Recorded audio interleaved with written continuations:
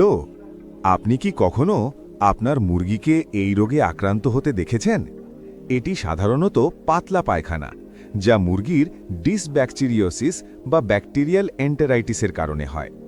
এর ফলে মুরগির শরীরে প্রয়োজনীয় পুষ্টি বের হয়ে যায়। তাহলে এই অবস্থায় মুরগির সুস্থতার জন্য আপনি কি করবেন? অ্যান্টিবায়োটিক ব্যবহার করবেন? যদি এটি কাজ না করে তবে কি হবে? চিন্তার কিছু নেই, আপনি অবশ্যই একা নন। আপনার সমস্যার একটি অসাধারণ সমাধান হচ্ছে ইমপ্রোভাল এমএস। এটি একটি নতুন প্রোবায়োটিক স্ট্রেন ব্যাসিলাস সিয়ামেনসিস ZMTO2। এটি পোলট্রির ব্যাকটেরিয়াজনিত রোগ জীবাণুর বিরুদ্ধে অত্যন্ত কার্যকর এবং মাঠ পর্যায়ে ব্যাপকভাবে পরীক্ষা করা হয়েছে। অতএব আপনার খামারে অ্যান্টিবায়োটিক রেজিস্ট্যান্ট ব্যাকটেরিয়া থাকলেও এটি কোনো ব্যাপার নয়।